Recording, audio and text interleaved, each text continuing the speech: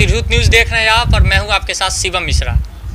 Lockdown चल रही है और कोरोना महामारी से लोग त्रस्त हैं। मुजफ्फरपुर में अभी तक एक भी मरीज नहीं मिली है, लेकिन इसका यह मतलब नहीं कि हम लॉकडाउन का उल्लंघन करें और लॉकडाउन का सख्ती से पालन ना करें।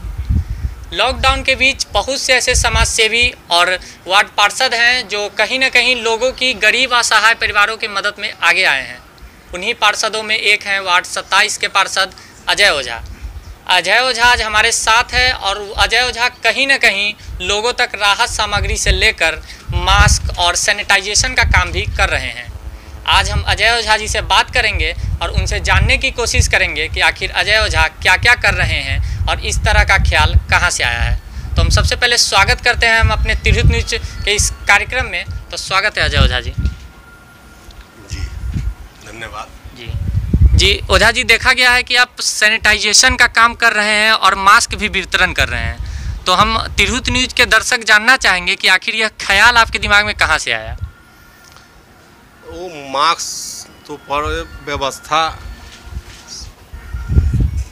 जो दे व्यवस्था एक सरकारी अनुदान के रूप में जो एक व्यवस्था होता है, सैनिटाइजेशन हो या मास्क हो, कहीं ना कहीं वह ज़रूरत के हिसाब से कम पड़ता था।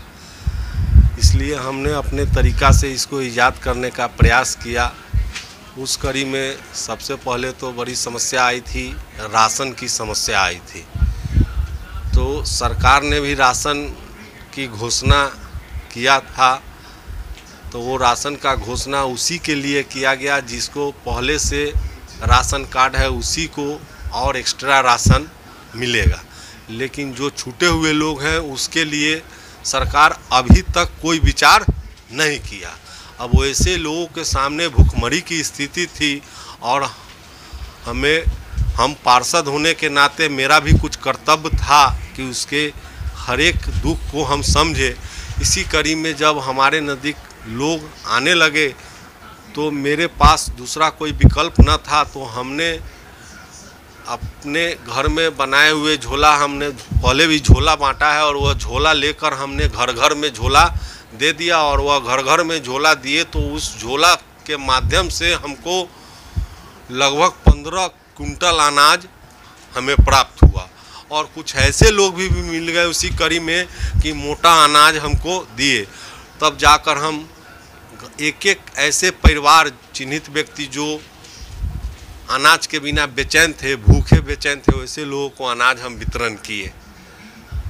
और अब ऐसा कोई लोग नहीं है भूखा हमारे वार्ड में। आज भी लोग आते हैं, थोड़ा बहुत अनाज उनको हम उपलब्ध कराते रहते हैं जिस माध्यम से हो। कभी दुकानदार को कह देते हैं दे देते हैं, कभी किसी घर वाले को कहते हैं दे देते हैं, ताकि कोई आदमी भूखा न रहे। यह प्राथमिकता है।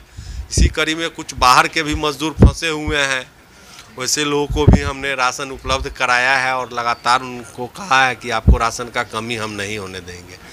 सैनिटाइजेशन की बात आप किए थे, नगर निगम के द्वारा फायर ब्रिगेड के माध्यम से सैनिटाइजेशन किया जा रहा था, लेकिन वह जो गाड़ी था, वह लंबा चौड़ा गाड़ी था, वह गली गली में नहीं ढुकता था।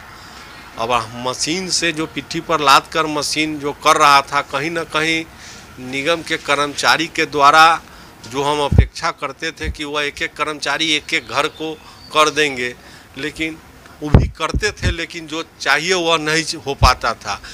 तो फिर हमने अपना एक दिमाग अपना खपत किया और एक मशीन हमने कभी देखा था, उस मशीन को हमने लाया। और मेरे पास गर्मी के टाइम में जब पानी का किल्लत होता है तो हम अपना पानी भी बांटते हैं। उसी कड़ी में 1000 लीटर का टैंक से बनाकर, जो फायर ब्रिगेड का 300 लीटर का टैंक था, मेरा 1000 लीटर का टैंक है। अपना मशीन है, अपना ऑटो है, उससे हम अपने वार्ड के हर एक सड़क, हर एक घर को मैं सैनिटाइजेशन कर चुका हूँ। बार बार भी करने का प्रयास करूँगा। ऐसा भी जगह जहाँ है, जहाँ दलित बस्ती है, स्लम बस्ती है, उसमें दोबारा भी जाकर किया हूँ। शहर में अन्य जगह भी जाता हूँ और कर देता हूँ। यह अभियान जारी है और जब तक यह महामारी को नहीं भगाएंगे तब तक हम यह अभियान जारी रखेंगे।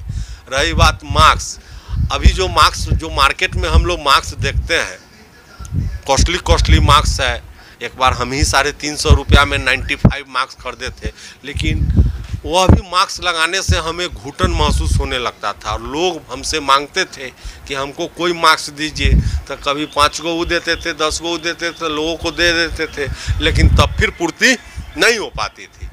तो फिर अभी हम क्या करते, तो मेरे पास तो उतना पैसा है नहीं कि मैं खरीदूँ उतना मास्क। तो हमने हर घर से लोगों से कॉटन कपड़ा लिया और लगभग हम 100 घर से अभी तक कॉटन कपड़ा प्राप्त कर चुके हैं, जो मिनिमम 2 मीटर का और मैक्सिमम हमको 6-6 मीटर लोग तक दिए हैं। और वैसे कपड़ा से अपना टेलर मास्टर को बैठा कर और अपने यहाँ वह मास्क बना रहे हैं और उसको पूरी तरह सैनिटाइज करके, इसलिए कि वह पेटी में कपड़ा रखा हुआ है बरसों से।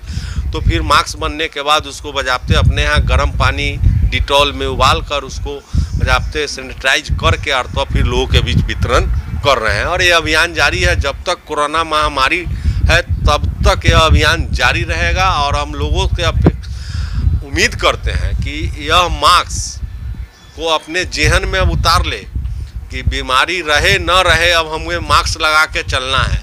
बीमारी रहे चाहे न रहे, जो आपस में दूरी है उसका ख्याल हमें रखना है। तो निश्चित रूप से यह कोरोना जैसे महामारी को भगाया जा सकता है। जी, ये थे वार्ड 27 के पार्षद अजय ओझा, जिन्होंने बताया कि किस तरह से इन्होंने मास्क और सैनिटाइजेशन का काम अपने वार्ड में पूरा किया है। और ओझा जी ने यह भी बताया कि लॉकडाउन रहे या ना रहे, हमें सामाजिक दूरी और कोरोना जैसी महामारी आगे चल के ना आए, इसके लिए हर तरह का संभव प्रयास करना होगा। तिरहुत न्यूज़ भी आपसे अपील करती है कि लॉकडाउन का सही से पालन करें और सामाजिक दूरी बनाए रखें। इसी तरह की खबरों को देखते रहने के लिए हमारे तिरहुत न्यूज़ परिवार के साथ जुड़े रहें। धन्यवाद।